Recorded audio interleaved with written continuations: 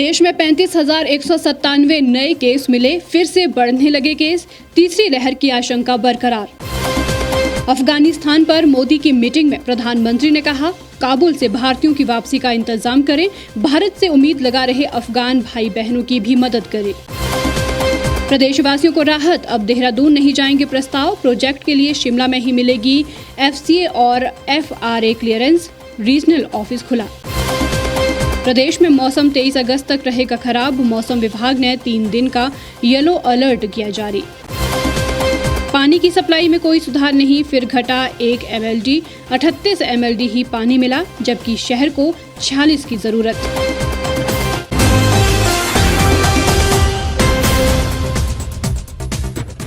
नमस्कार, स्वागत है आपका द रीफ टाइम्स में। मैं हूं लक्ष्मी ठाकुर और अब खबरें विस्तार से। कोविड-19 के मामले में एक दिन में 10,000 की बढ़ोतरी दर्ज की गई है। फिर भी एक्टिव केस में लगातार चौथे दिन गिरावट भी हुई है। देश में कोरोना मामलों में सोमवार को आई गिरावट के बाद एक बार फिर बढ़ोतरी दर्ज की गई। मंगलवार को 35,197 केस आए, जबकि एक दिन पहले 24,692 मरीज मिले थे।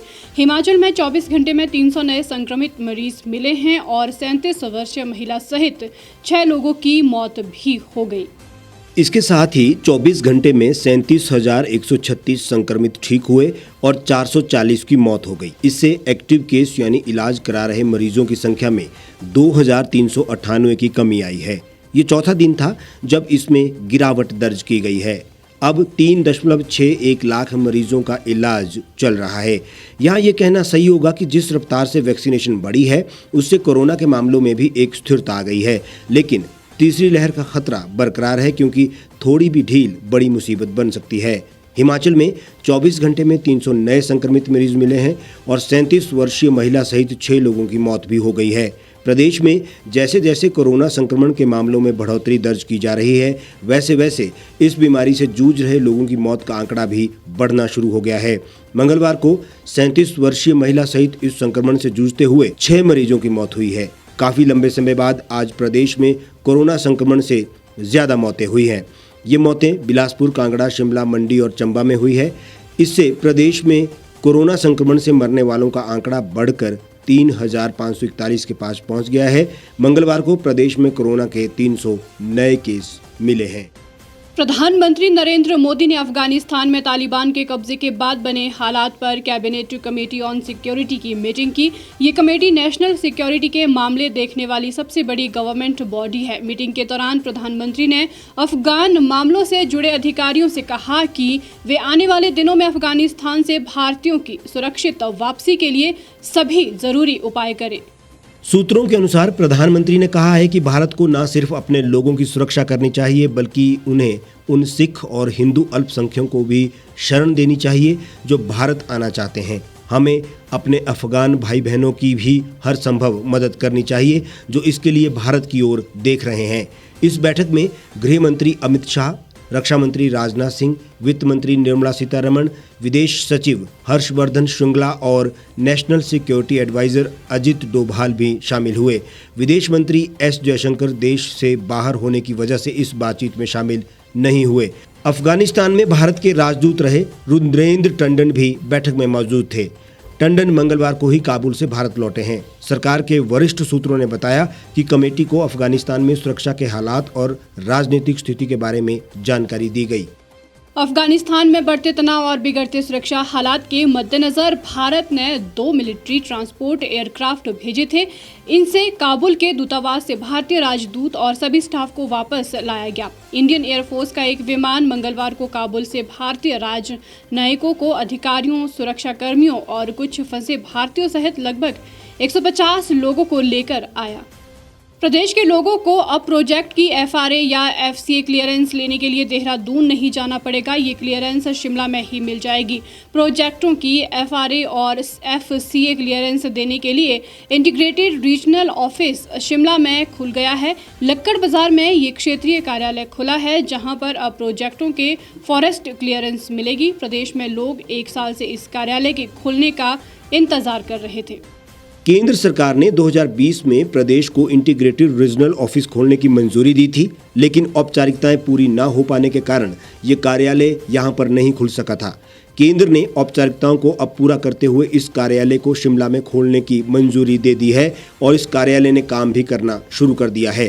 कार्यालय को चलाने के लिए राज्य सरकार ने 1996 बैच के IFS अधिकारी सत्य प्रकाश नेगी को इस कार्यालय का क्षेत्रीय अधिकारी नियुक्त किया है, जिनकी देखरेख में आगे काम बढ़ेगा। देहरादून में रीजनल ऑफिस होने के कारण पहले प्रोजेक्ट को फॉरेस्ट क्लियरेंस मिलने में महीनों लग जाते थे। कई बार प्रोजेक्ट्स में आपत्तियों के चलते अधिकारियों को बार बार देहरादून जाना पड़ता था, जिससे लोगों का समय और पैसा दोनों बर्बाद हो रहा था। अब लोग अपने प्रोजेक्ट का लेटेस्ट रिपोर्ट भी कार्यालय आकर देख सकते हैं कि उनकी फाइल कहां तक पहुंची है। शिमला से प्रोजेक्ट की फॉरेस्ट क्लियरेंस मिलने के बाद उसे जल्दी अंतिम मंजूरी के लिए सुप्रीम कोर्ट भेजा जा सकता है। प्रदेश में किसी भी तरह के बड़े प्रोजेक्ट पर काम शुरू करने से पहले फॉरेस्ट क्लियरेंस लेना जरूरी होता है, फिर चाहे बात सड़कों, स्कूलों, अस्पताल, पावर प्रोजेक्टों या खनन संबंधी कार्यों की ही क्यों ना हो। अब इन सब कार्यों के लिए लोगों को शिमला से ही फॉरेस्ट क्लियरेंस मिल पाएगी। हिमाचल प्रदेश में एक बार फिर से मौसम करवट बदलेगा। मौसम विभाग ने प्रदेश में 19 से 23 अगस्त तक मौसम खराब रहने का अनुमान जताया है। विभाग ने 19 अगस्त के लिए मैदानी और मध्य पर्वतीय भागों में बारिश, अंधड़ का अलर्ट जारी किया है, जबकि 20 और 21 अगस्त के लिए भारी बारिश का येलो अलर्ट जारी किया गया है।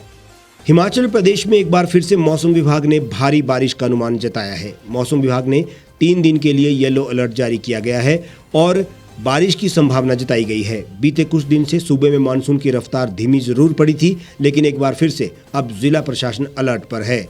अब हिमाचल प्रदेश में 23 अगस्त तक मौसम खराब रहने का पूर्वानुमान है। पिछले कुछ दिनों से प्रदेश में बारिश न होने से तापमान में बढ़ोतरी होने लगी थी। प्रदेश में भारी बारिश की चेतावनी के बाद प्रशासन ने भी लोगों को सतर्क रहने को कहा है।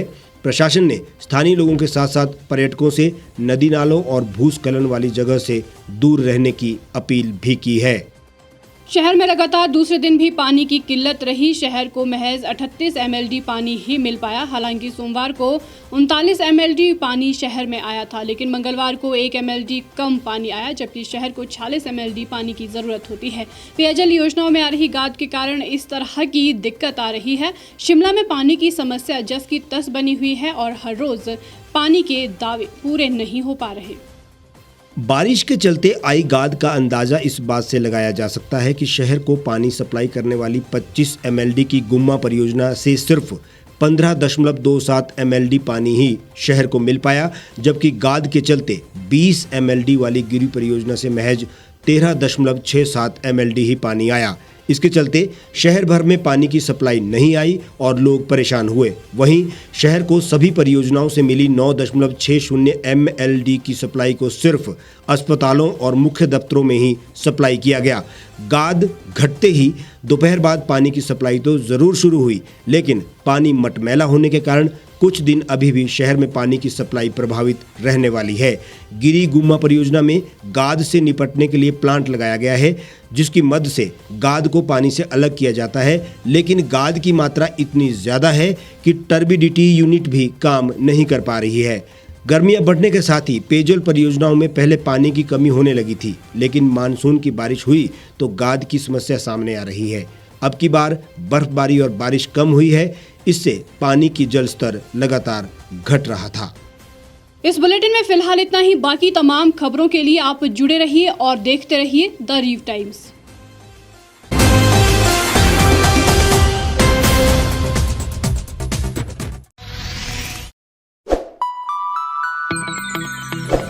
खबरों में बने रहने के लिए सब्सक्राइब करें द रीव टाइम्स, लाइक और शेयर करना ना भूलें। गांव की चौपालों से लेकर संसद के गलियारों तक, गृहिणी के चूल्हे से लेकर निवेश और बाजारों तक, किसानों के हाल से लेकर खेत और खलिहानों तक, शिक्षा और स्वास्थ्य से लेकर खेल के मैदानों तक, संसद के प्रधान से लेकर पंचायत के पंच तक, सेंट्रल हॉल से लेकर ग्राम सभा के मंच तक, हर खबर पर रहेगी हमारी पैनी नजर।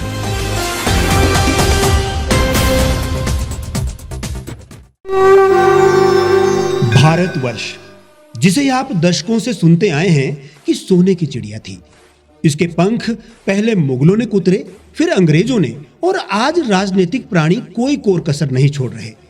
आज भी लगभग 25 करोड़ लोग रात को भूखे सोते हैं। करीब 2 करोड़ लोगों के पास घर नहीं है। भ्रष्टाचार में हमारा 176 देशों में 80 नंबर आता है। औसतन 100 महिलाओं के साथ हर दिन ज्यादतियां होती है और ना जाने क्या क्या। देश की संसद से कुछ ही दूरी पर चादर लपेटे सैकड़ों लोग सुबह नील गगन के नीचे सोए हुए मिलते हैं। क्या आप एक ऐसे भारत की परिकल्पना नहीं करना चाहेंगे जहां कुछ ऐसा किया जाए कि 1 वर्ष के भीतर देश में कोई भिखारी या लाचार भी आश्रयहीन न रहे, लोगों को सभी सरकारी सेवाएं घर द्वार पर ही प्रदान की जाएं ताकि दफ्तर या कर्मचारी के चक्कर ना काटने पड़े, भ्रष्टाचार जड़ से समाप्त हो जाएगा। सेवा प्रदाताओं की पब्लिक रेटिंग यानी जनाकलन और तकनीक द्वारा अपराधों का शून्यकरण किया जाए।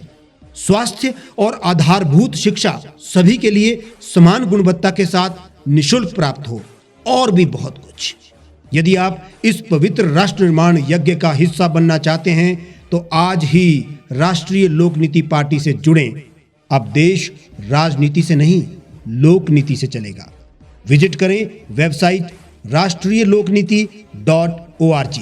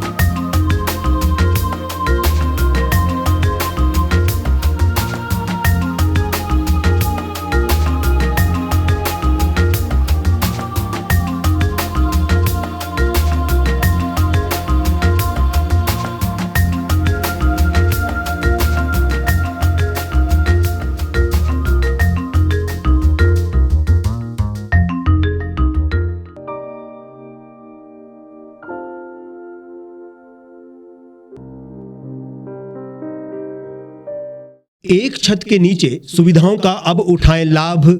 रीव ई मार्ट में अब पाएं अपनी रसोई के लिए गुणवत्ता और सस्ते दामों पर राशन सामग्री। दालें हो या हो मसाले, आपका किचन ई मार्ट संभाले। उच्च गुणवत्ता और दामों में बेहतरीन रीव ई मार्ट में पधारें और पाएं अपनी पसंद के सभी उत्पाद, या फिर करें ऑनलाइन ऑर्डर और पाएं घर द्वार पर ही सुविधा। आज ही संपर्क करें फोन नंबर 8219694079 पर, बाईपास रोड, शनान, संजौली, शिमला।